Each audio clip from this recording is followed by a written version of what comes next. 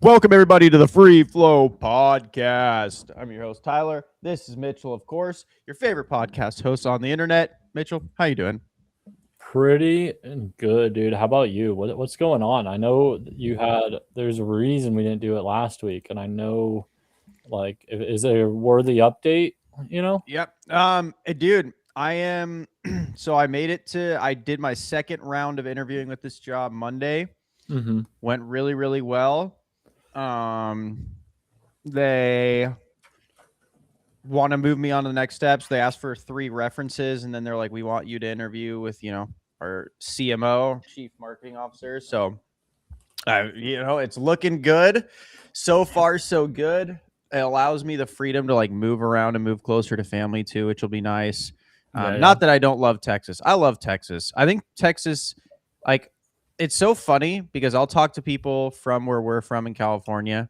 They're Yeah. like, "Oh my god, you moved to Texas? Like, it's so conservative." It's like, not really. That's like saying, "Oh my gosh, you live in California." It's probably just a bunch of blue-haired weirdos with septum piercings walking around the streets, like streetwalkers.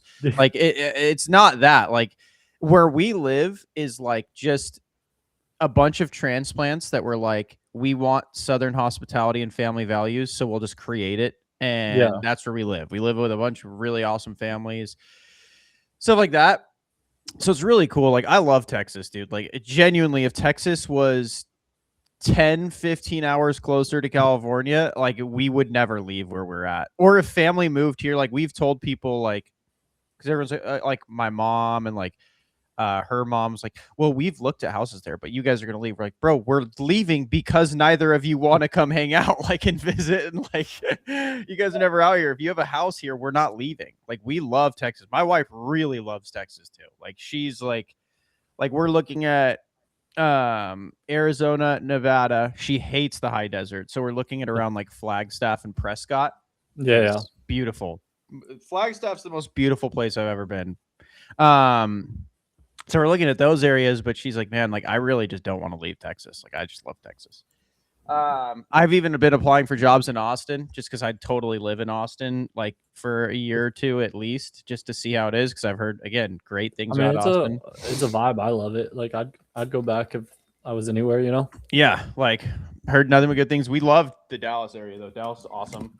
Yeah. Um, but yeah, but it does give us the freedom to move, which is awesome. Gives us the freedom to stay, which is awesome.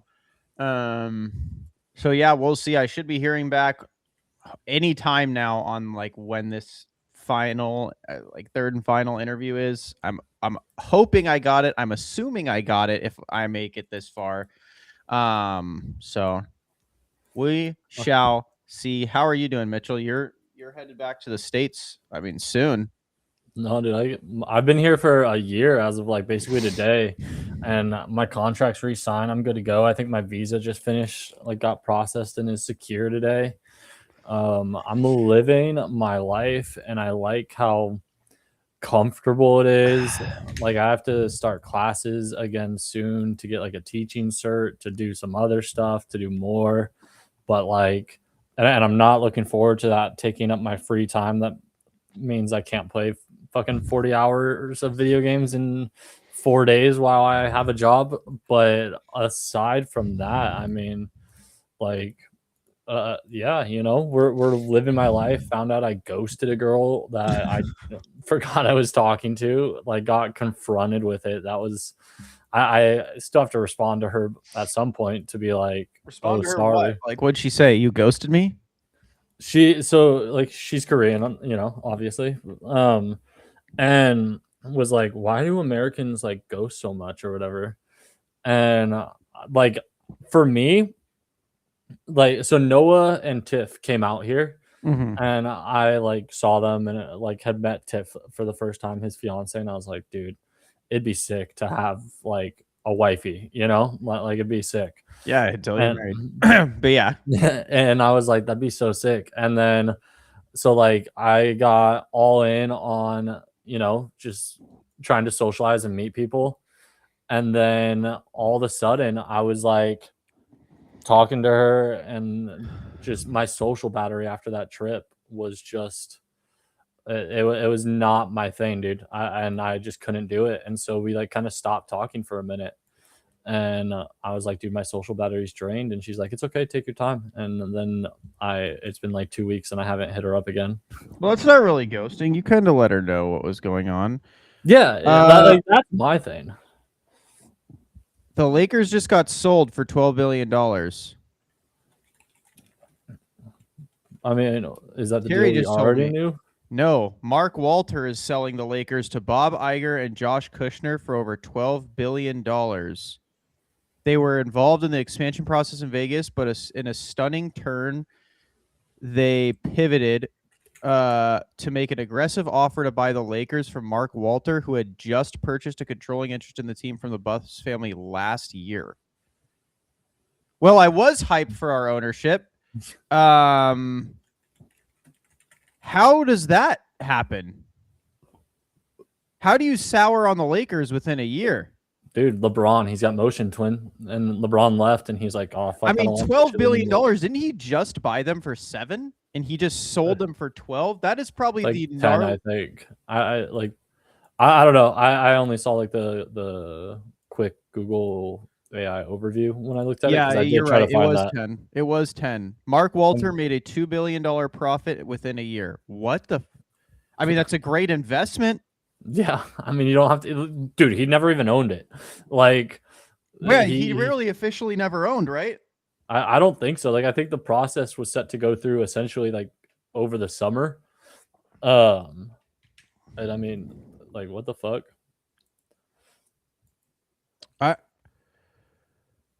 Wow, this guy looks young as fuck, dude. Josh Kushner. One of these guys. He's on that good Kush. He's 41, but he looks 25. Wow, he's young as fuck. 41 years old? How do you have $12 billion at 41? He's a beast, apparently. What the? So I'm intrigued by this because I feel like this is still good, right? Like Mark Walter's proven to like not give a fuck and spend money. But I feel like for guys like that are like, you know what?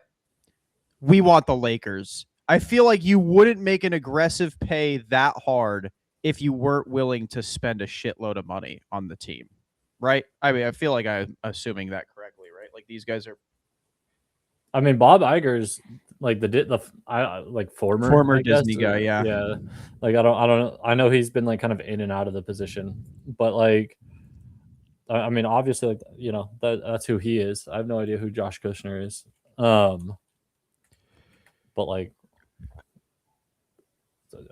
yeah, I don't fucking know. Like, I'm assuming they're coming in willing to spend. Like, I don't think you make a play that aggressive to try and cheap out when you get the Lakers. So I'm assuming they're going to come in and be good ownership. Thanks for telling us, Terry, because like we literally were just talking before the podcast. Like, there's zero sports news to talk about, and then the Lakers just get sold for the second time within a year. I'm so confused why Mark Walter sold them already. But like, dude, let me call up the boy and be like, yo, what is going on? Why is this happening? Like, what the fuck? Like, I wish in instances like this, like you could interview Mark Walter, like, yo, was it like just purely because it's like, yo, I just made 2 bills within a year? Like, yeah, because I feel like he's so rich, like a couple extra billion. Who gives a fuck? like, I mean, bro, or maybe he's just like got into the Lakers and was like, yeah, this apron shit is whack. I like being in baseball where I can just spend whatever I want and defer it for the next 80 years. Like, that's super, super interesting. As lifelong NBA fans, we are deeply honored for the opportunity to become stewards of the Los Angeles Lakers, one of the most iconic sports franchises in the world. We have immense respect for the leadership and vision of Jerry and Jeannie Buss. Our longtime commitment is to build on that foundation, compete at the highest level, and serve this extraordinary team, its fans, and the city of Los Angeles. Again, I completely agree. Again, if you're about to get an expansion team, I'm assuming for significantly cheaper than $12 billion in Vegas. If you're willing to immediately pivot, like, yeah, we could have a new team, or we could just overpay the fuck out of it by the Lakers. like I'm assuming they're coming in because they want to win and they want to spend money to win. And I mean, the roster's good now. The roster's pretty good. That's insane. That's wow. I can't believe the Lakers, who I didn't think would get sold ever, period, just got sold twice within a year. Dude, yeah. I mean, like, I don't even have a reaction to it because it's so mind-blowing. Yeah, like so out of the blue, and I just don't understand what's going on. Terry said Warriors slamming the Lakers this season. The Lakers are going to choke slam the fuck out of that retirement home, my brother. I hate to break it to you. The Warriors are lucky to make the 8th seed in the playoffs. Did they make any moves? Because I know people have been complaining about them. They did nothing. Not making moves, but I don't know if they like have still literally done nothing. They've literally done nothing but piss off Steph Curry. Yeah, I mean, yeah, you know, dude, that dude needs to demand a trade. But hey, now he knows how it feels to be an aging superstar where teams don't give a fuck about you. I just am so again. I'm actually mind blown. The Lakers just got sold twice in 18 months. I'm actually so mind blown. I'm not sure like how to react to it because it's like we didn't even get to see what Mark Walter was going to do. Like, so exactly. Like I mean, I do think, and I think we'll agree that any ownership is better than like bust family ownership at this point for so many reasons, money being one of them. Yeah. But I mean, yeah, it's yeah. I mean, I don't know. Bob Iger got bored, I guess, and he's like, I need another project after I no longer work at Disney. After I destroyed Marvel, it's time to destroy the Lakers. What better franchise to destroy? Facts. We only do the top now. Is Jonathan Kuminga still not signed? This dude's Dennis Schroedering himself so hard right now. That's why you never bet on yourself. That's what all these guys are telling me. I mean, I'll tell you right now, if the Lakers get Kuminga, this team's fucking disgusting, dude. Like, this roster already right now, when healthy, is really good. If they get Kuminga, this roster is, like, gross. It could be. I mean, he's kind of a bucket. I know Warriors fans are like very up and down on him, but he's a bucket and a half. It's just he's you know, he likes having the ball in his hands, which, you know, when you have Luka on your team is a great thing to want because Luka will find you. He will find you and get you your buckets, man. Luka might just vibe out on his way to the playoffs. He might not need to play 40 minutes because he's just going to sit in the back just diamond. Hopefully, until, you know, he doesn't. But, I mean, that is crazy. Yeah, like, wow. We don't really have a reaction, though, just because we didn't really get to see Mark Walter do anything. Like, I mean, like if this was his offseason, like he did a great offseason job. I am a little bit bummed just because I see what he does with the Dodgers. Yeah, exactly. Like, and I really wanted an owner like that that's just hyper aggressive and wants to win at all costs for the Lakers. But again, I'm assuming if you are pushing and overpaying and pretty much chalking your expansion team for the Lakers, like I would assume you're coming in to be aggressive. If not, I don't know. Hopefully the Board of Governors doesn't approve it. I don't know. Because if they don't, I won't be sad. I'll tell you that. like, I don't know, man. Mark Walter, like, I can't be too bummed because, again, I have no idea what he's would have done. But, I mean, if this was his offseason, he did great so far. I just want someone that's going to fire Pelinka. So whichever of these guys will fire Pelinka, do it. And Pelinka had a good offseason, so this is a perfect time to fire him. His stock's high. Like, you know. If only you could, like, trade. I mean, I guess it's happened before. Like, who was it? Like Doc Rivers or something that essentially got traded as like a GM or a coach. Yeah, trade him. I'm down. But, you know, trade him, get like Sam Presti or something, you know? Goated. I doubt that'll ever happen for us. Yeah. When he left the Warriors, he was going nuts. Yeah, I mean, he was good on the Hawks, but they had the that rookie pop off. I'm already playing. It's too early in the morning. Dyson Daniels to talk about the Atlanta Hawks roster. Yeah, I think so. He's the forward, right? I think, well, like guard forward, like, Yeah, it primary was. Oh, ball yeah, it handler. was Dyson Daniels and Jalen Johnson. Those two were pretty much Yeah, taking his spot. And even though he was good for them, I mean, obviously, if you have two really good young rookies, like there's no point in keeping a vet that's good but not elite. But yeah, I mean, I guess that's the basketball news, guys. The Lakers just got sold again. We'll see if it gets approved. I'm very curious how the NBA's gonna handle this because I feel like that's weird and it could set a weird precedent. Like, I don't think they want teams to be sold like stocks. yeah, not that fast. Especially like the Kawhi situation is still so crazy, and Yeah. just I feel like it's crazier. And it's like, did they just like buy all these people under the table and then get the fuck out? Yeah, like it is interesting. I'm very curious if the NBA is going to approve it because again, I don't think the NBA wants to set this precedent that like billionaire investors can come in, buy a team, sell them a year, flip them a year later for a profit. I don't know if the NBA is going to want that, especially with teams like the Lakers, like because what if the Lakers win a championship this year and then these guys are like, oh, we just sold the Lakers again for $16 billion. It's like, all right, guys, we're going to have to stop trading the Lakers. Like, so I'm very curious what the NBA is going to do. Josh Kushner invested in like social media apps and some kind of soccer.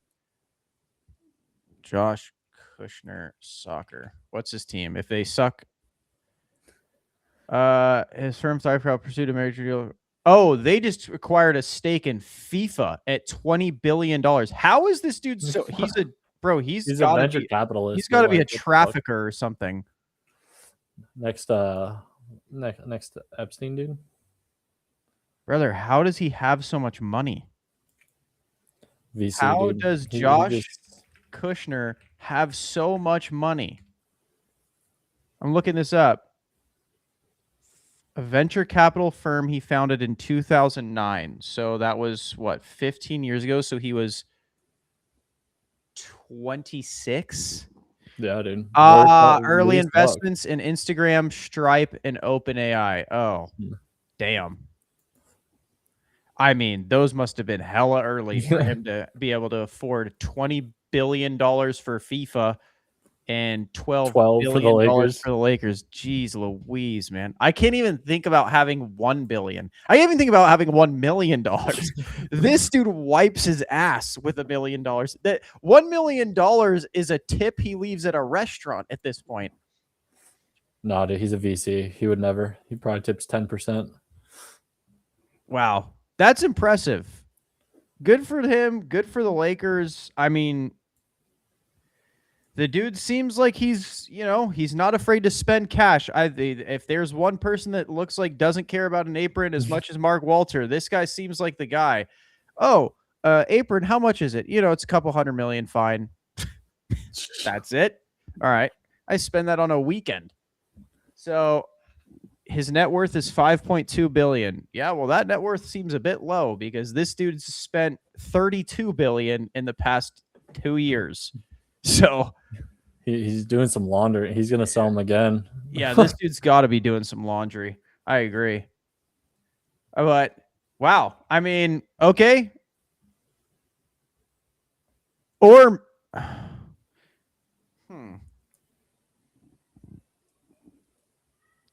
been the majority owner since the bid was unanimously approved. Yada yada yada. I'm trying to see like. Oh, Mark Walter also owns Cadillac's Formula One team. Interesting. Dude, because it says they are being sold, but the NBA Board of Governors still has to approve it, right? Or does this mean it's been approved? No, I don't think so. I think it takes a minute because like or are you talking about the Mark Walters? I blinked for a second. Mark Walter. I think that one's been approved. I think that one's been approved. No, I mean him to Disney Boys now. Oh no, I don't think so. I think that takes a minute. Okay. If we were to trade Nick Bosa, yeah, we were talking about the 49ers, so good thing to jump in on here. I mean, I guess we can because actually, Mitchell, this is really interesting for you. I'll answer his question. Then I did want to tell you about the substation stuff. I don't know if you've heard about it, but It's kind of funny. If we were to trade Nick Bosa, what could we even get at this point? We probably can't get much, dude. He's on an expensive contract. Can maybe get a second round pick if you're really lucky. I don't think you can get much. I'm be honest. Nick's a stud, but I don't think you could really get much. So, Mitchell, fun fact for you. So the Niners have this substation. Have you heard about this? The substation. I'm looking at a tweet about it right now. Okay. Yeah, it's like right fucking next to it. Yeah. So the EMF waves, there's all this science, yada yada yada, that cause soft tissue injuries. The reason it's gotten so high is because since the substation did its expansion, the Niners have been the most injured team in football since. Period. This offseason, Mitchell, we have had 20 injuries. We have lost 20 players already to injury. Training camp started a week and a half ago. And we can't forget, we talked about it 2 weeks ago at this point, but your coach too. Yeah, the coach got hurt. He's finally back, but he's like sorry. The coach is back. He's hurt, or he's better now. He's healing up. Yeah. But it's like a ritualistic sacrifice. So he's back. So that means you must lose more players.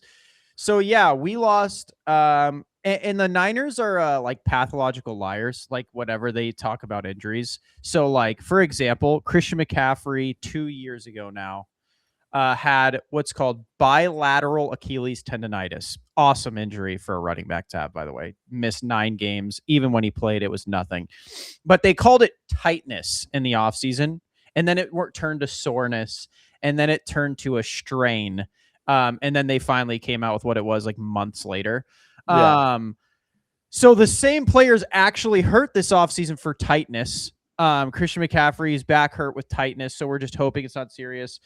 Nick Bosa, who that guy was talking about, our defense player of the year, edge rusher, he also has tendonitis in his knee that he just had an ACL tear on last year and is recovering from. So yeah, what do you think, Mitch? Do you think they need to move away from the substation because need to fucking sue him, dude? Get some money for that shit first. So here's the theory, right? Is the Niners can't. So here's what me and Grant said. And sometimes I can't say things on Grant's stream because he's, the Niners PR director. I'm not held by those same bounds. So this is what I said. You should pour gasoline on the current practice fields and light them on fire. That way, and then you just have someone, I don't know, a practice player, just be like, yo, we're not going to get you in trouble for arson. Santa Clara PD's already known to cover things up for us. Just light the fields on fire. We'll say an arson did it, and then we have a reason to move away from the substation because the Niners are in a spot where you can't actually admit something's wrong. If you admit it's causing injuries, you do open yourself up, I'm assuming, to lawsuits because, I'm assuming you can't. That's like a workers' comp deal, I'm assuming. Yeah, something like that. Especially when you're talking about multi-million-dollar athletes with the best lawyers in the world. So, yeah, I don't think they can actually ever admit, even if they know for 100% certainty something is wrong with the substation, they can't admit it. But that's why I'm saying hire an inside job to terrorize your practice field and burn it to the ground. If not burn it, waterlog it. I've said leave the sprinklers on overnight. But we can't practice here. We're going to go to Santa Clara College. And then when reporters start asking, like, hey, when are you guys going back? Just completely ignore the question. Well, and the thing is, too, is like so many teams go elsewhere. Like, isn't it? It's the Rams or whatever that like have gone to UCI at least a handful of times over the past couple of years. And like UCI, I barely even know to have a football team. But like, like there's no reason that you need to have camp, like especially camp, like at your house, basically. Like, dude, take a vacation, go do it in Hawaii. Fuck it. Yeah, that's what I'm saying. Like, I think at this point, like, even if it's not real and even if you don't believe in it, bro, you got to like try it, right? You have to like reset the vibe somehow because like there's just no like, bro, 20 injuries in a week and a half is absurd. That is insane. They don't even have to make first cuts because they're all injured. You don't have to cut. It's just whoever's healthy is on the opening night roster. That's what I'm saying, bro. Like, make Jair Brown do it. True. make Austin Reeves do it so that he loses his Lakers contract, like crossover. But yeah, like it's insane. I really do think you got to move real quick. Hopping back over to the Lakers thing real fast because I just got like a message about it. Yeah. Apparently, Mark Walter, I just Googled it too. He is in deep, deep debt. I think I'm reading around $21 billion in loans to state insurance regulators he owes. So he has to pay back people he scammed in an insurance fraud case, and he may go to prison. So that's why the Lakers, I think, are being sold, is because he owes a lot of money. So now he's liquidating his assets. But he's keeping the Dodgers, is what Ramona Shelburne is saying. For now, I'm sure he is for now. Yeah. I mean, $21 billion is a lot of money to have to pay back. I'm glad. Honestly, the Dodgers might be like the hardest thing to sell because whoever buys it is just paying out the ass for the next 40 years of their life. Like their 2035 roster is going to consist of whoever is on it plus another 50 players getting paid $5 million a year for 2026. Yeah. Okay. Yeah. I'm seeing a lot of stuff people are posting now. They're like, oh, okay. So Mark Walter is in big trouble. Okay. So, okay. That makes sense now. That's why he's selling the Lakers, is he needs the money. Okay. Well, I'm glad that they're sold because I don't want a criminal running my franchise. That's for sure. I don't want no criminals running my franchise. I don't want a Donald Sterling situation out here. You know? Was he a criminal or just like a racist though, dude? Like, you know? That was insane. Okay, so that makes more sense then. Okay, so the board of governors is probably going to approve it then, because that makes sense. You probably don't want an insurance fraudster running one of your premier franchise in the NBA. That's going to be the face of your league for the next decade because of Luka. Okay, makes sense. Thank you to who messaged that. Appreciate you. I did not know that. Me and Mitchell didn't look into the Mark Walter lore. So yeah, wow. But yeah, Mitchell, I mean, other than that, we don't really have like much. I mean, LeBron's doing a Last Dance documentary. We didn't talk about that. Like, did you want to talk about that? Like, LeBron just seems to be kind of, you know. I thought they were doing it last year. I think it's just for however long his career goes on, he'll just have a team documenting it. Because I think like the NBA is helping him out. He just wants to be Michael Jordan. He's still chasing his ghost. Nah, he's vibing. They already know. That's why they got him on opening night, and the Lakers aren't, because Lakers don't got motion like Braun. Okay, and then we got Braun versus Bronny on Christmas Day. The marquee matchup that everyone else. No, dude, they have to have him because I want to see Braun pull out the Kobe sign where he's like, and he just straight up ISOs Bronny at the top of the key. That would be hard. LeBron's like, yo, Bronny, I'm going to let you poster me. Like, you need to hit this so you could stay on the Lakers. I need you to make it convincing, though. Like, that'd be kind of hard. That'd be a good father moment. But I do want to talk about Braun's going to poster Bronny, but I do need Bronny to hit the same thing next possession. So I want to talk about that kid, Chase Colburn, that did that meta thing, right? Like, I'm talking to 10 blah blah blahs about my takes. My first take is, and then he did Michael Jordan's the GOAT, and he did, here's the funniest part of his debate, right, was he did whatchamacallit? Oh gosh, I'm blanking already. Yeah, his thing was about dominance when he said Michael Jordan's the GOAT over LeBron and it's not particularly close, and he was like, longevity.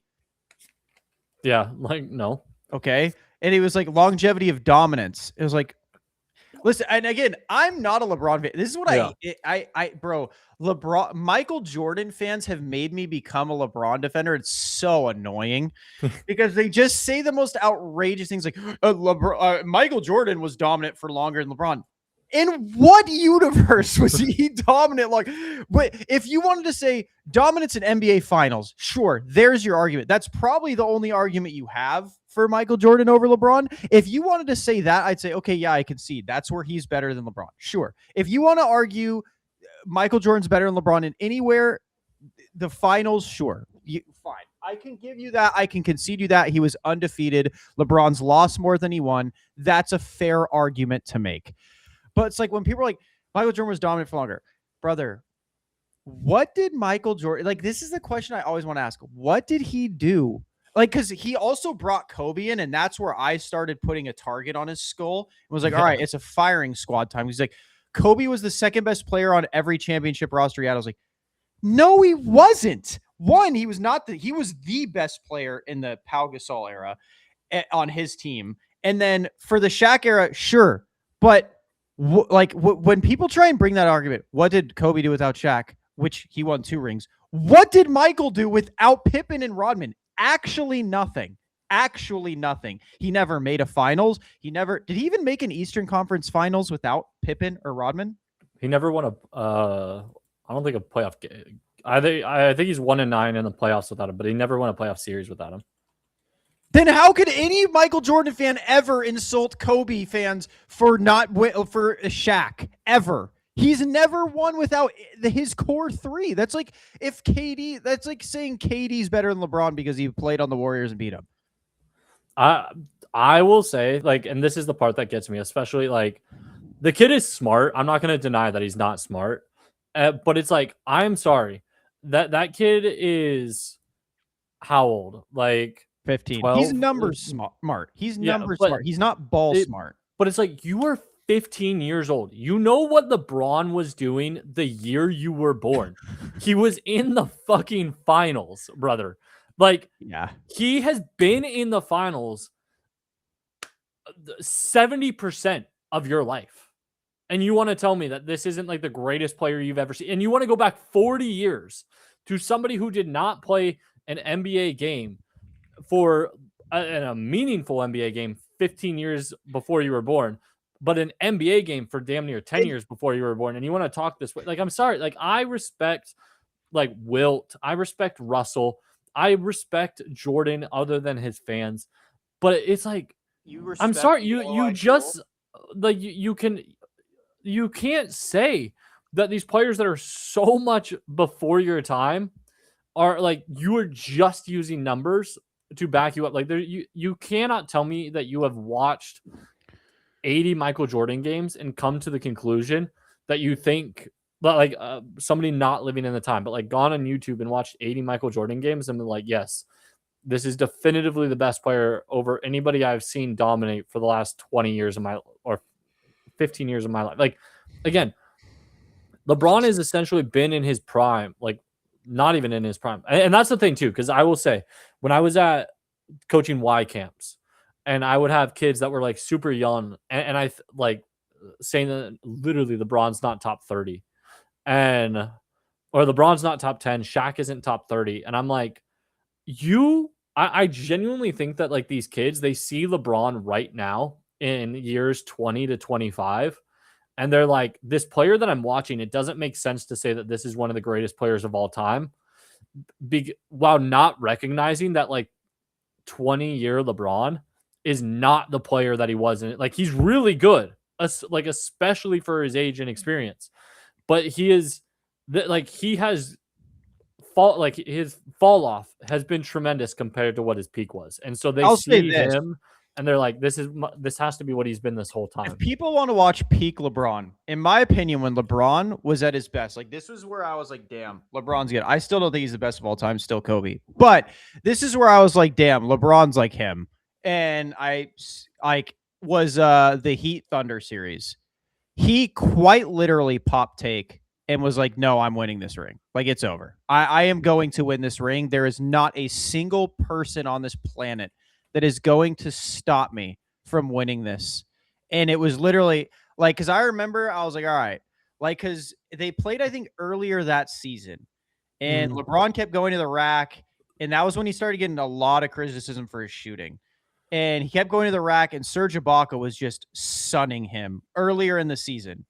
And then in the finals, brother, he was bullying Serge Ibaka, bullying him every time. It was just like, yeah, I am going to go to the rim, and none of you, not one person on your basketball team can stop me from doing what I want to do. Like, that was when I think LeBron was at his peak. Like, I think if anyone wants to be like, oh, I don't know if LeBron's that dominant, go watch that Thunder series because, brother, he quite literally was just like, yeah, I'm just better than anyone on your team. And that was when people were like debating Kevin Durant versus LeBron, who's better, yada, yada, yada. And then LeBron shut the book on that one really quickly, that series. He was like, no, it's not a debate. Like, it's not close. It's like that series was insane. But I will say, like, this kid, he's like, because I've seen a lot of video clips of him just because everyone, wants clips of the 15-year-old encyclopedia. And Yeah. that's what I would determine him as. He's like a good stat kid. He's a good, he's a good encyclopedia. But I could tell from a lot of his takes, all of his takes are based on box scores. Like, he doesn't actually know how to like watch the Yeah, sport he's like to talking about. differentiate the Yeah. numbers from like the actual what's going on. Yeah. Yeah, like because I watched him. He had a football take about Lamar Jackson, who's just been a playoff dropper, and he was like, his defense has only gotten X amount of turnovers, and these guys' defense have got. I'm like, okay, so you just don't take your nose out of the numbers at all to actually watch the games. Because if you actually watch the games, one of Lamar's biggest playoff losses was a game he had won and they threw a pick into triple coverage for no reason absolutely at all. Like, and so it's like when he's a smart kid again. He has a great memory for numbers. He memorizes every NBA MVP or Finals MVP, whatever, for the last 70 years or something. Yeah. Like great memory, but I'm not even trying to be toxic. Absolutely zero ball knowledge. I think that's kind of a problem when you don't actually play the sports even a little bit.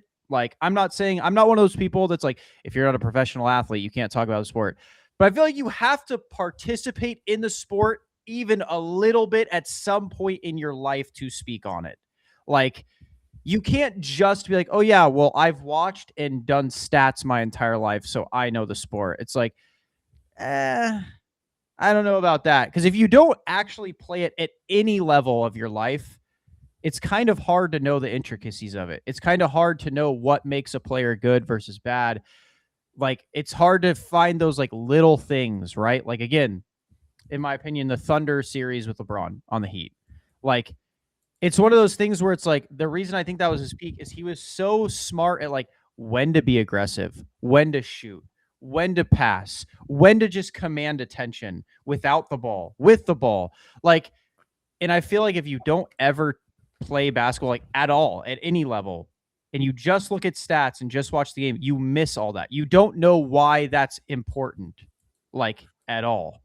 And Yeah, it's, and I mean, not to like harp on a 15-year-old kid, but like there's not an athletic bone in that kid's body, dude. yeah. And again, he's smart. Like, I think he should keep going. I think he has a bright future in the content stuff, especially because he has such a hot start with his memory. It's amazing. I'm not trying to discourage him at all. I mean, because he's been going viral for like a year plus now. Yeah, Like, exactly. But it's also like to kind of add to it, when you cover as many sports as he does, like, good for him. But it's also saying you don't like.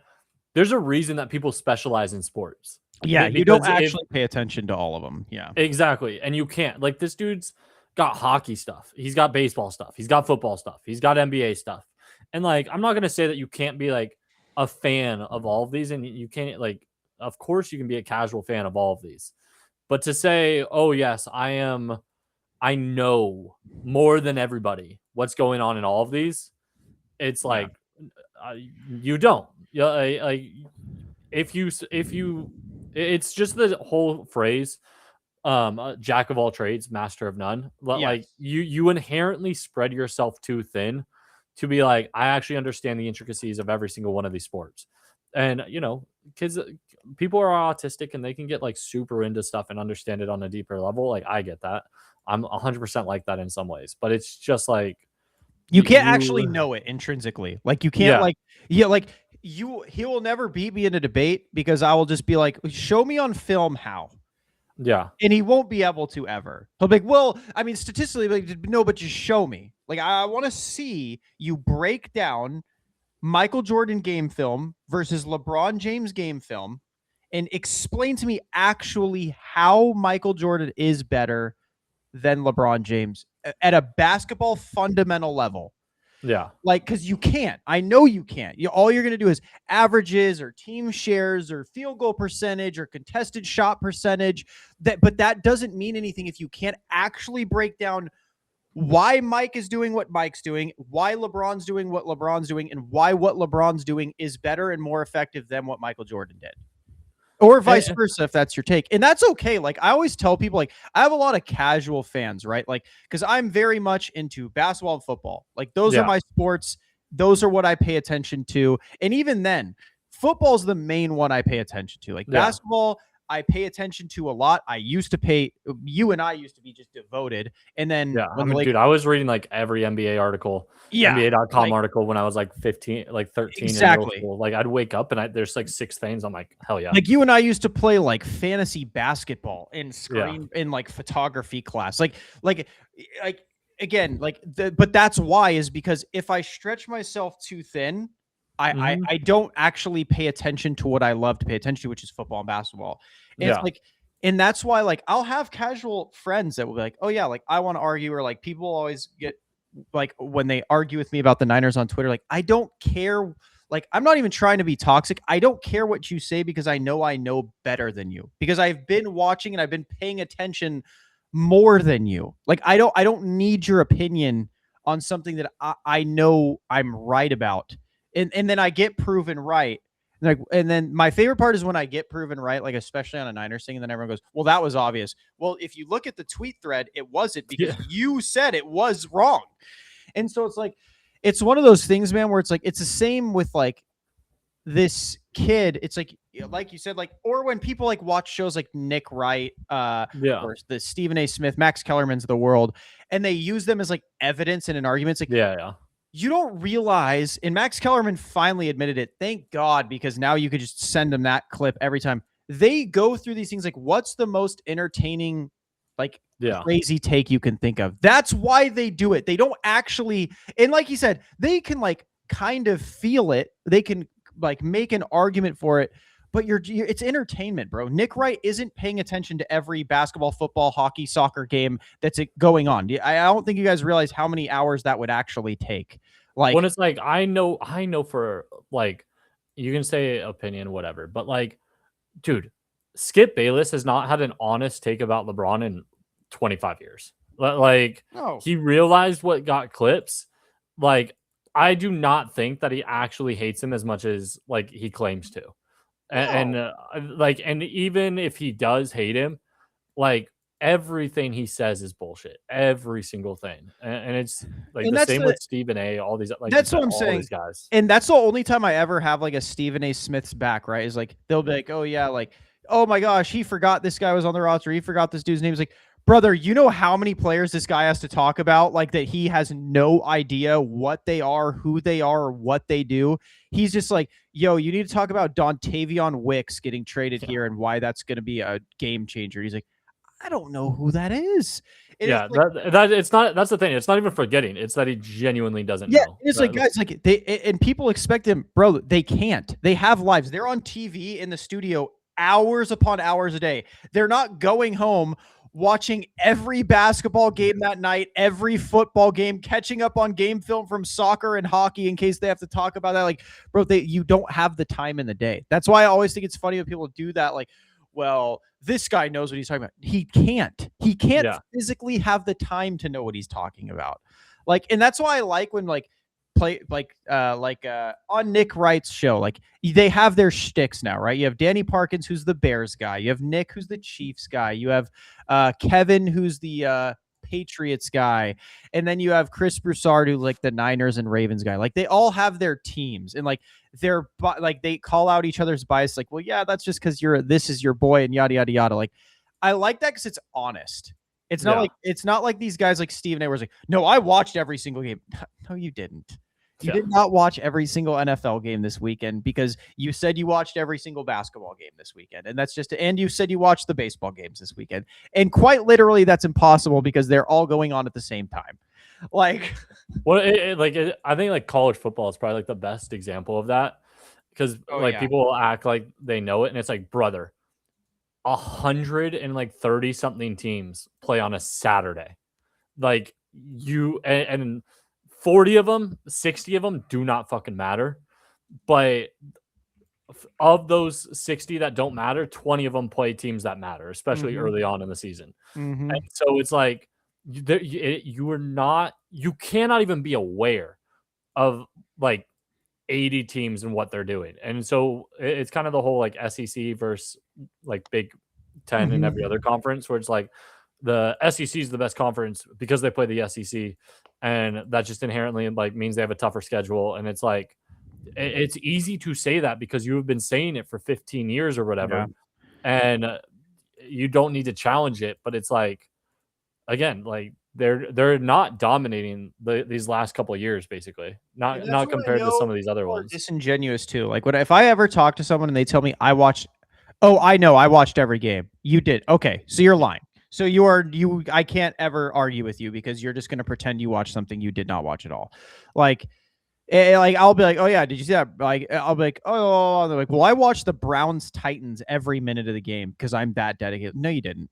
Yeah, don't lie, because the Rams Niners was on at the same time. You're saying you watched both of those every minute because you possibly couldn't have because there overlap. It's like, well, I watched it after. No, you didn't. Yeah. It's like that's the easiest way to know if someone's disingenuous or not. Did you watch? Oh, how much do you watch? Oh, I watch every game. Of what team? No, all of them. I watch every game every weekend. It's like, oh, okay, you're full of shit. Like you're just a liar. Like college football is easiest. Like there's a guy on TikTok, like Rico knows. He goes, oh, I watch every college game, brother. That's impossible. Yeah. Impossible. The amount of college games. He's like, I watch all of them, even the MAC-10, D1 AA, D2. No, you don't. You can't. You literally don't have enough time in your life to do that.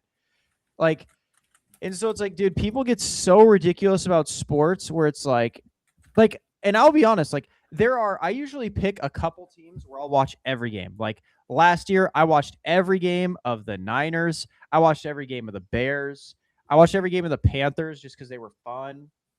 Like, and then I usually watch like every game of the Steelers because Trey's a Steelers fan. So I'll try and watch those games. Like, I'll always pick like a handful of teams, just watch every game of, because that's all I have time for. But I'm not watching all 16 games in a weekend that are 3 hours apiece. Actually, I'm going to do that math. So I mean, the 16, that's 48 times like 18, like 17, 18. Like you're telling me you watched 48 hours of football in a weekend, brother? No, you didn't. You didn't, because you slept. Especially if you talk about it like Monday morning. Yeah, and like I watched them at the same time. So then you didn't watch them. You can't do that. I have NFL Red Zone, brother. I saw every touchdown. Oh my god, yeah, that stuff's insane. I actually have a friend that says that. Dude, I have Red Zone, so I watch it. I'm like, it's like cool. So you watch highlights. Like, yeah, basically like you watch 12 hours of highlights a day. Sick. You definitely know every single thing that's going on. So yeah, but I mean, we said for an NFL season, like real quick, it's like 34 days worth of content that you would have to watch, like from beginning of week 1 to like the end of the season, essentially. Yeah. And it's like the season's what, 4 months basically? Like, I mean, I guess probably like five months. It's like you're telling me you watch a month's worth like of hours of football in the course of 5 months. Like it's just not happening. Yeah.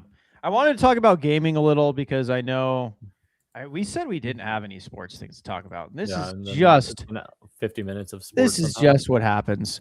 So Mark Walter made a statement saying that owning the Lakers was one of the greatest achievements of his life. Typical, bullshit. Because again, it couldn't be one of the greatest achievements of your life. You did it for 6 months. Yeah, exactly. But yeah, in the article, it talks about how he's, under federal indictment and has billions and billions of dollars in debt. So yeah, I think the NBA Board of Governors is going to approve this one really quick.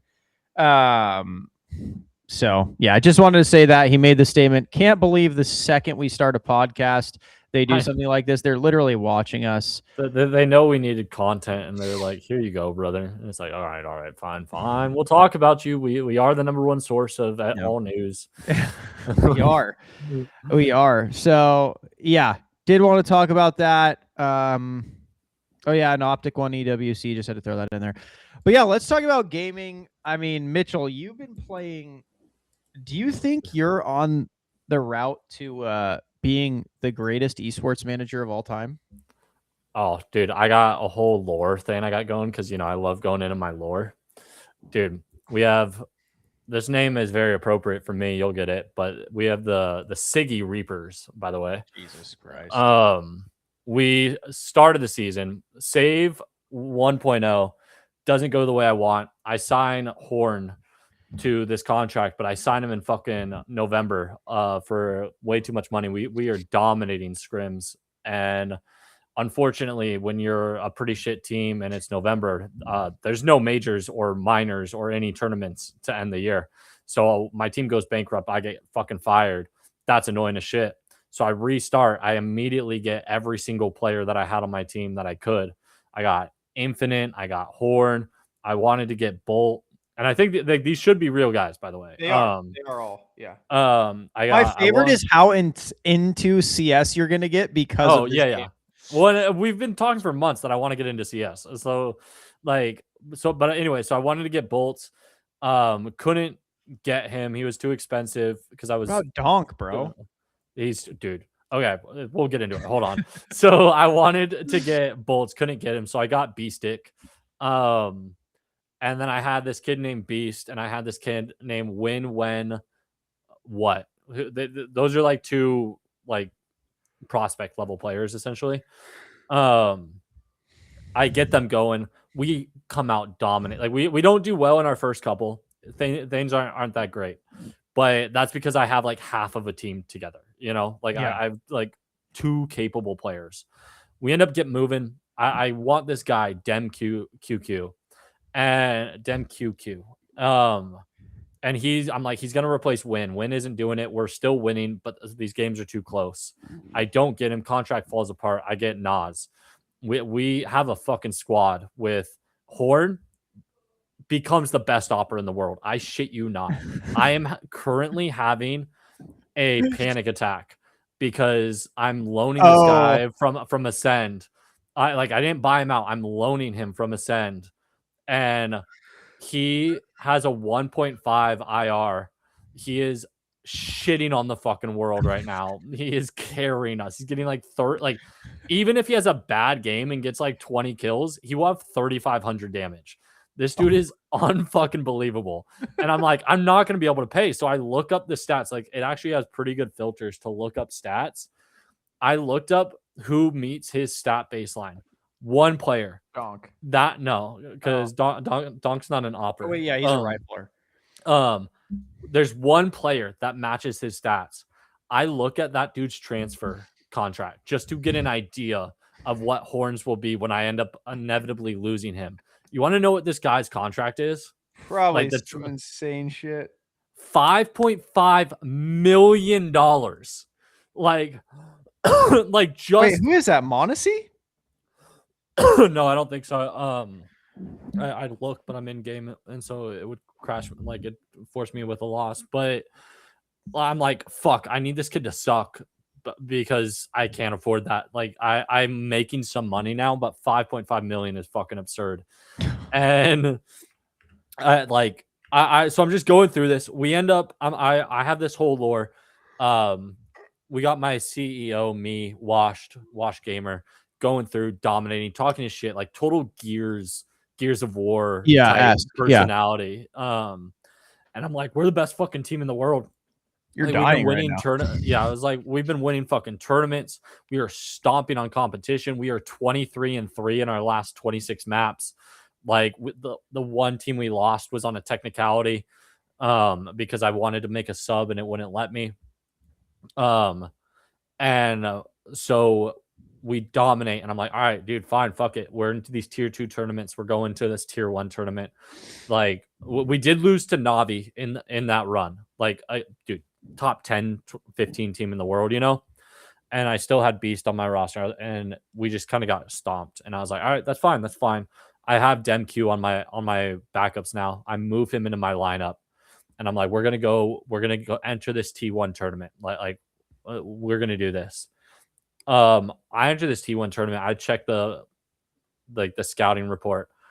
and the stats are like 1 to 20, 20 being the max. My guys like we're like good. We're 13 to 16. I didn't realize this motherfucker HypeX is like 20s across the board. This dude is unreal. There's a couple other players, like their whole team is cracked. They're a top 10 player or top 10 team. They shit stomp us again, and I'm like, all right, cool. You know what? There's levels to this. I can respect. Do you have that. to start as a T2 team?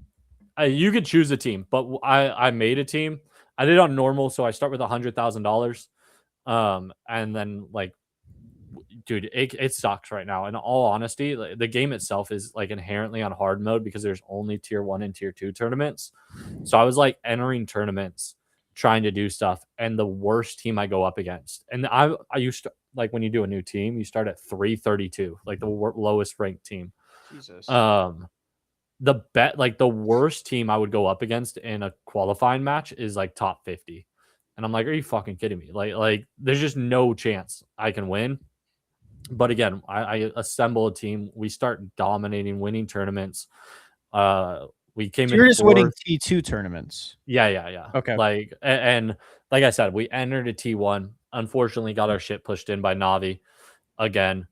Did a scrim against I forgot who, or against Tough, who was the 3rd best in the world at the time. Got our shit stomped in again, unfortunately. So I've come to the realization, come back down to earth. There is a difference. Like we are the best of the rest, essentially. But maybe that's how you get Horn's value lower. Just keep getting shit on by T1 teams. No, like you're not wrong. I need money, and so I'm entering T2 tournaments. We're gonna enter this last major at the end of the year. We got a couple before then, but I just got to fucking scrim for a month straight against tier 1s and be like, dude, Horn, shit the bed, please. Like, I need your value to drop off a fucking cliff. Just move him to an opper or something, or move him. Well, he is op. Move him to a rifler or something. I'm considering just going into Premier, signing 4 players that I played with in a scrim, and moving my whole starting lineup to the bench and just putting Horn out there against with 4 guys from Premier League that can't throw nades on B site, and just absolutely selling games and taking his ranging for a month. It seems like such an in-depth game. Dude, low key, it's kind of crazy. And they're supposed to have a major August update because like you can't transfer right now. You can sell players, but I can't like loan them out, which would help my development. Like you can't, there's a bunch of stuff you can't do, and it's like really like you can't loan players. There's no tier 2 or 3, 4, and 5 tournaments, which makes it fucking impossible to move up, in all honesty, unless you're like you kind of go in with a plan immediately. Yeah, so the highest buyout in CS history, like transfer, was Monacy. That's why I asked if it was Monacy, because Monacy from G2 to Falcons last year was $2.5 million.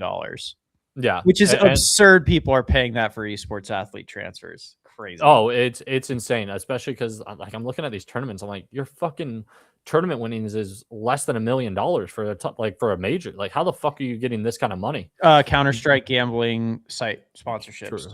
True. They dude. Also, there's a lot of like AI in this game, not in terms of like actual development, but like there's you have all these scouts and all these other players, and they just throw up AI pictures. But there's like legit sponsors. And it's like Cheetos, it's Hasbro, but it's spelt just moderately differently. And so it's a bunch, like it's a fuck ton of real world companies that are just like obviously, like licensing knockoffs. And it's just so funny to see. But yeah, like I said, there's no like tier. That's what you need. You need a fat CS gambling sponsorship. We're stacked up on sponsors. We were at 2-star sponsors for a minute. And then within a month, our rating climbed from like 200 to top 50, and right now we're right around 20. But we've got all maxed out sponsors. You guys are a top 20 team. Yeah, dude, we're cracked, and it's only like August, September. And like the thing that's annoying too is the sponsor goals are fucking stupid at the max. It literally 2 of them are you have to win, or you have to clutch 1v5s multiple times, Another is you have to be down 10 rounds and win multiple times. And I'm like, why would I intentionally suck for 10 rounds? Or why would I intentionally put myself in 1v5 positions like in tournaments? Like scrims don't count. So I'm like, how, like, if I'm getting shit on 10-0, I'm probably not winning this fucking match. Yeah, you know, like I don't know where they get the idea that these are like reasonable goals for the top bro. ones, You just gotta pull a team spirit, bro. You gotta spend all your money on one superstar like Donk, and then surround him with like solid players. And while you're making money off of like Donk being him, you gotta like start slowly adding better and better players around him. We'll see how long it takes to get money, but like I'm upgrading facilities this season. My plan in season 2 is by the end, I fully intend to have Donk and HypeX and whoever the fuck I fully intend to just become the 2017 Warriors with LeBron as well. And just like, I'm going to be frustrated if I'm playing the number 2 team in the world and our predicted win chance is only like 60%. Like I needed to say I'm 80%. You're coming for it all. Yeah. We want people to stop watching because we're so dominant.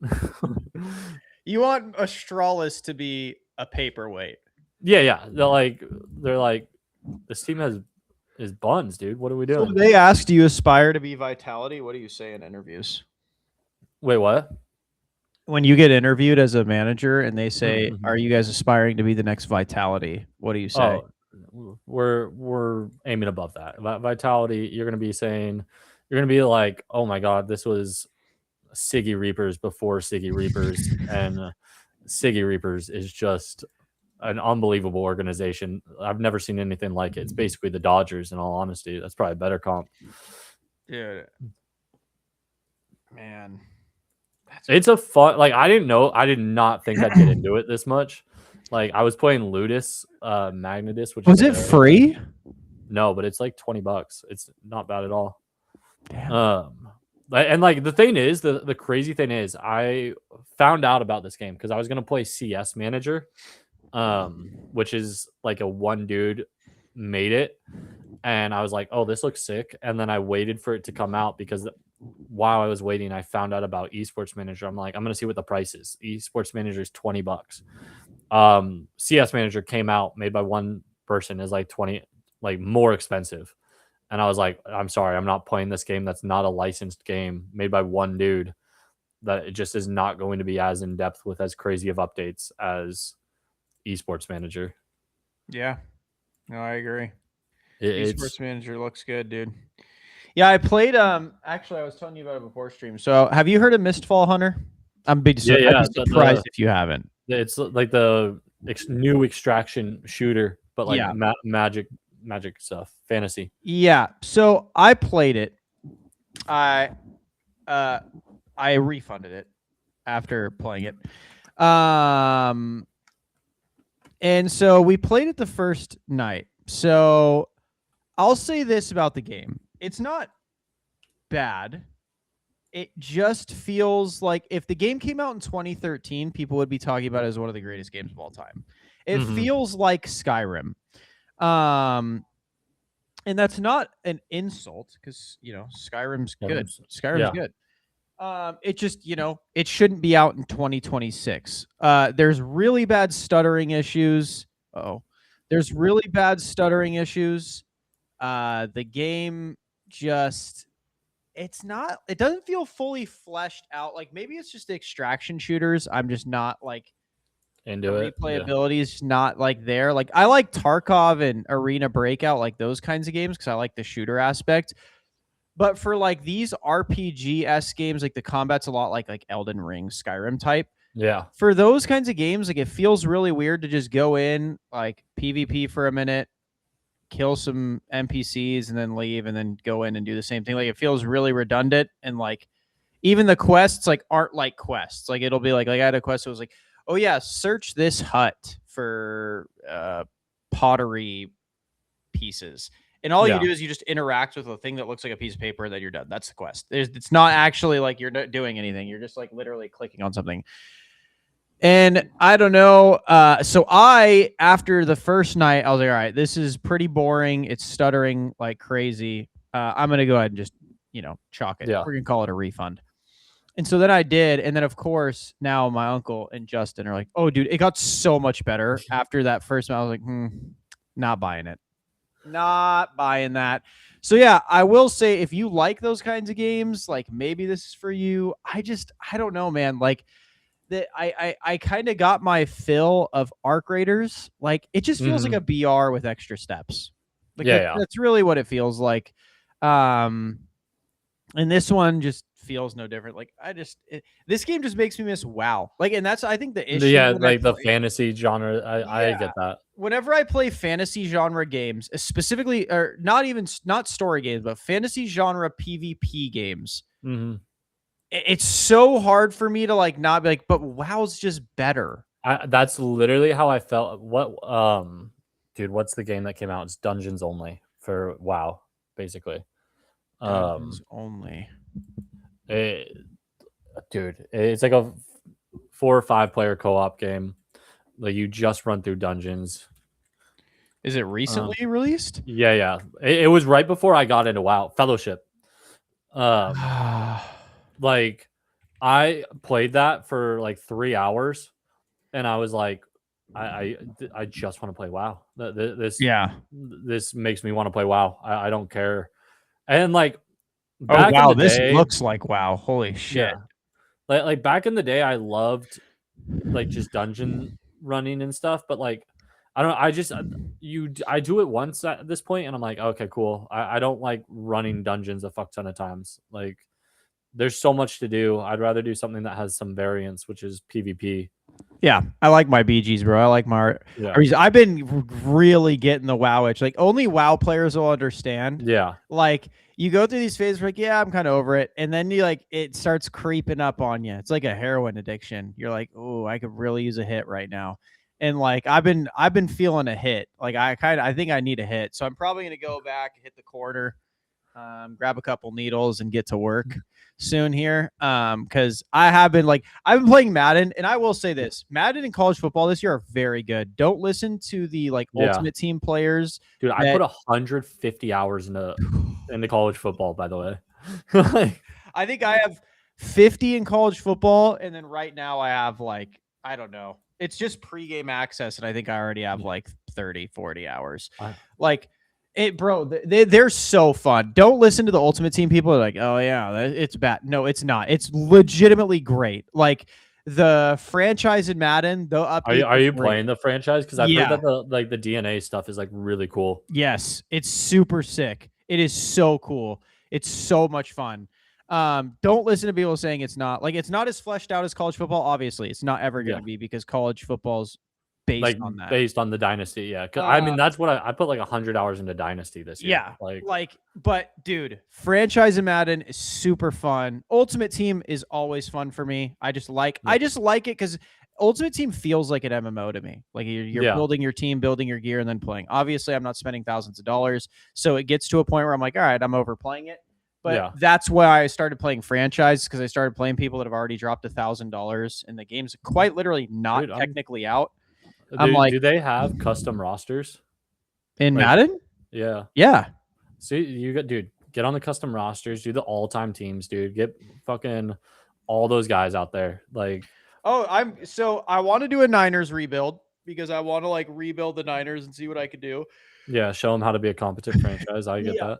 And then move them out of Santa Clara. Then I always do a fantasy draft team too. So I do fantasy draft.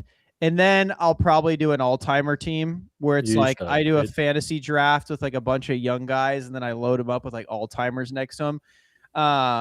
Because I just think that stuff's fun. And the franchise this year is so fun. I think Free Agent Frenzy is so good. It's a live signing thing, so you're actually competing with teams to sign players and negotiating while other teams are negotiating. If you're negotiating with player A, player B that you wanted could be getting signed at the same time. So it's really fun. It really is. The trades are a bit more realistic too, so you can't get Josh Allen for a first and second round pick anymore. It's really good. I'm having a ton of fun. I think I love the catch meter. I think it is so much fun. I love how often I'm able to moss people. I still haven't even like turned that on in college football. Or I guess dude, I never did. I kept it on because I obviously like if I'm playing online, I have to learn how to use it. Yeah. Dude, it's so much fun offline. It's way more fun offline. Like obviously the window's really like not good on online. But dude, offline, it's so fun. I'll literally just like on my Madden, I have like a Michael Pittman on my Mutt team. So offline, I'll literally just launch it up to his monstrous 6'5" ass, and it's just like 2 people, doesn't matter, bro. As long as they don't swat it, he's coming down with the ball. Like, it's so fun. But yeah, those games are great. But I mean, yeah, all that to say, I still miss World of Warcraft. Like, I've been enjoying those games so much, and I'm still just like, damn, dude. Like, I wonder what WoW's doing right now. I wonder how WoW's going. It doesn't surprise me, but at the same time, it pains me that I played like so much of the War Within at the end, and I played it like a motherfucker. That was the like longest I'd been into WoW for years, like decades, and then the like Midnight comes out, and I was like excited, but I was like, fuck, I can already kind of feel it fading, and I've played it for like a month, and I don't know, like it's just the whole system, and then like I don't like being behind, obviously, because it does suck like to spend like 3 weeks playing catch up, but at the same time it's like, okay, at least I can always make progress, as opposed to like that's another reason I have multiple characters. But it's like, oh, you can only like it does become a job, and especially when you're trying to put like keep up with everybody at the top. That's why I only played one class like at the start, because it's just I knew I didn't have the time to play multiple. And I was like, I'm just going to play one. And then I've also been enjoying League lately. I don't know why. I'm a masochist. That's the next management game. I hate League. I think it's horrible. But like I would play a League management game just to fucking try it. I was just missing something competitive, dude. And like League's obviously like easy. You get in, you're always playing someone.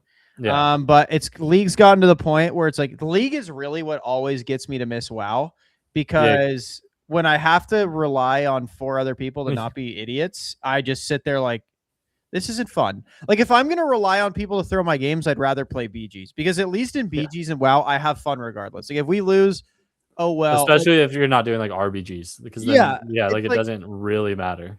It's like whatever. And even in RBGs, like unless I go on a fat loss streak, then I start getting tilted. But if it's like a couple losses here and there, it's like whatever. I don't really care all that much. My only problem with the RBGs was my queues were fucking 45 minutes. If it was like 3, I would not get those queues. If they could get those queues down, man. If they made those near instant, I'd be living in RBGs. I would not give a fuck. Like, yeah, man. WoW's just, it always makes me miss it, because then it's like, well, arenas I can carry because it's arenas. But yeah, I miss WoW. I miss it a lot. So I'm probably gonna have to get back on it. Do you have anything else you want to talk about? We've been podcasting for a minute now. I was actually gonna say that like we're both kind of nerds for this stuff in a little way. Because you like Lord of the Rings, yeah. It's not as good as Harry Potter, but yeah. Oh, okay. Lord of the Rings, War in the North. It's an old game. I even play. I've like never played it, but it just like got shadow dropped, basically like a upscale remaster, whatever of it. Couple classes, hack and slash, action RPG. War in the North. Yeah. Dude, looks pretty fucking fire. Not gonna lie. Like. You know what Lord of the Rings game I love? You actually will 100% know what I'm talking about. Is whatever that it was like the MOBA pretty much of Lord of the Rings. Oh, not the MOBA, the RTS one, Battle for Middle Earth. Battle for Middle Earth 2 specifically. I feel like we talked about this like 2 weeks ago too. No. Conquest? That's the only other one I could think of that's like it's not at all MOBA, but like the only one that's close to that. Yes, Conquest. The only reason I have it as a MOBA is because like you pick your character, obviously, and you're running through. It's kind of like a Battlefront, right? Yeah. Like in a lot of ways. Dude, I loved Conquest. That game was so fun. Oh my gosh, that was actually the most goated game of all time. I prefer the other ones, like the movie ones. I think the movie ones are just so fucking good. Like Conquest was fun. I literally tweeted today because people were talking about it. I'm like, it surprises me at how much I see people enjoy Conquest because I've just always preferred the movie ones. Like, I think my favorite movie video games was the dude Spider-Man 2002, the first one. Oh my god, that game was fire. The 1 and 2 were really good. If they re-released it, I'd play it 100%. Those games were so fun. Well, dude, shout out Xbox. Them saying that they're trying to get like all the 360 and Xbox One era games like on their next console. Like they're just trying to completely get everything backwards compatible, basically. Like, dude, there's so many games. I would like all the EA Sports bit. I know that's like even Xbox, unfortunately, like before the 360. But like every EA Sports big game, like give me all these movie titles. Again, a lot of these are like PS2, Xbox era. But like, dude, there's so many fucking games from this time period that I would love to see remastered and just like, or at least upscaled because, dude, just so good, man. Dude, I want to play this game. I'm trying to look up how to buy it, but I don't have a CD-ROM on my PC. Well, Aspire, the guys that did this War in the North, they said they're going to make they're going to be releasing like remastering a lot of these other ones. And so I think it was so good, bro. I haven't played the new Spider-Mans. I've heard they're good, but that one was just so fun because it was literally the movie. Like I do love movie games. They're fun. They need to make a comeback because they're fucking good. And like, dude, like, because I love those. I played the first Spider-Man like years later, like the new one. Played it. I played the Miles Morales. I'm waiting for a sale for the second one. Like they're fun games, and I will say though it's funny because people are like, "Dude, the web swinging is so good." And I'm like, "I'm sorry, but the web swinging has always been awesome." Yeah, it's always been good. I've never played a Spider-Man game where the web swinging wasn't good. Even in 2002, I just exactly. People are like, "Dude, it's so good. Like we can do it now," and I'm like, "Okay, but like 20 years ago, it was still really fun." So I'm not gonna like not say that Insomniac did a great job, but I'm also not gonna act like it's just not like one of the most fun traversal mechanics out there. Yeah, I mean, I think it's one of the best game mechanics, period, and it's always been done well. Yeah. I mean, again, like this War for Middle Earth, War in the North. I've got it in my shopping cart. I got another game. Dude, all the Ghost Recon games, like because Wildlands just got that update too. Okay, I've been seeing like a lot of hype over Wildlands. Like this, it's a fun game. I heard it's like been really good since their updates, which I respect Ubisoft. They always continually update. Yeah. You know what? Actually, I want to say another really good like 2002 movie game, bro. The Monsters Inc. game on PS2. I never played it, bro. That game slapped. You want to like keeping with the movie themes, and you prefer this franchise anyway. But the Harry Potter games, like 1 and 2, really good. But like Harry Potter 1 and 2, Hogwarts Legacy just dropped. Hogwarts Legacy, finished it, but dude, so good. It does get a little too easy because you get the killing curse spells. Yeah, but like, what I will say is, they just released Chamber of Secrets DLC and Legacy. Fire. Did they really? Yeah. Yes, they did, and it's free, like games used to have, where they just loved it. You know what game used to be also great on PlayStation was Hot Shots Golf. Dude, that game was godlike. I used to play that with my dad all the time. Hot Shots Golf. Yes. Oh, yeah. Dude, that game was so fun. And I can't remember. There's this one game. God, I can't remember it. Do you ever play the old like NHL NHL Blitz? And I played that. We played at your house. Yeah, when they had the mascot ones. Oh my god, they had so many. They were so good. Dude, there was a game where you were different animal characters, and there was one like dog was one of the main ones. And it was like a story game. I can't remember it. I think it was on PS2 as well because I played it at my dad's house. I can't remember what it was. It wasn't any of the popular ones either, like Sly or Crash Bandicoot or Spyro or Jackson Dexter. It wasn't any of those. But I can't remember what it was called. It was so good. I'm pretty sure you played it. What are you doing it? Like, it's just like a story game. Like you're playing different animals. Like one of the main guys was a dog, and you're like just doing different stories. And like for whatever reason, I feel like I remember like you had to stay away from like kind of like animal control / police. But dude, I can't remember. It was like a cartoony game. I wish I remembered it. I have 2 games that'll fucking rock your world right now. One of them won't, because I don't even remember it. Same kind of thing. I just remember there's like a level where you're like surfing through this thing, and it was like what kind of another one of those like Crash Bandicoot type games. Okay, what is it?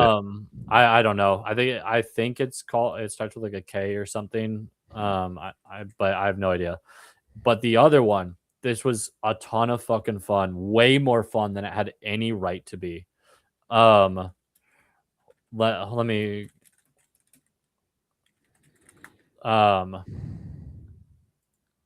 hold on.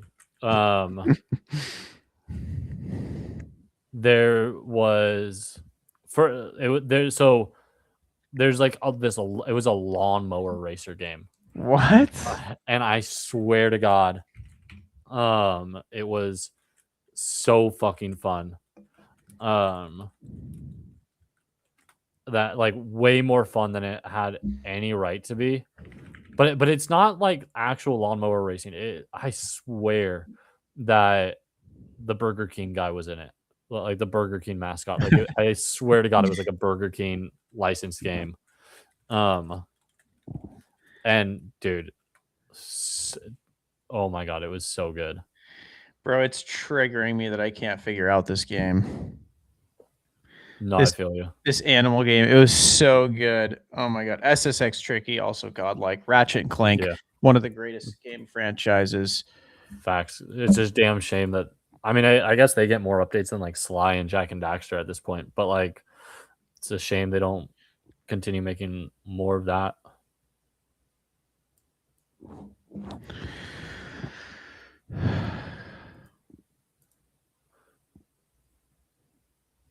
What the fuck? Yeah. I mean, dude, there's so many games from back in the day that it's just is like, I wish I could like in my brain know what all of them were. Dude, same. I wish I knew this game because this isn't the first time that I've wanted to remember this game, and it was so good. My dad and I and my stepmom used to play it. We all played on the same account, and we were like, it was so good, though. I'm just can't remember it, man. Jungle Party. No, that was not it.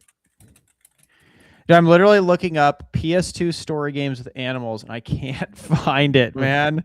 There's so many. How is this game not popular? There's no way it wasn't popular. I just can't find it.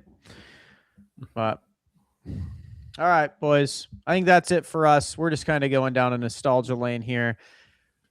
Mitchell, do you have anything else to say to the people? Nah, dude. We're vibing. We're mid-tournament right now. Got a BO3 going. We got Inferno up. We used to be real bad at it.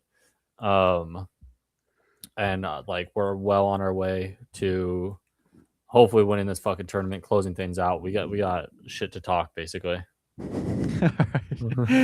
right, everybody. I appreciate it. Have a good rest of your day. We'll see you next week. Peace.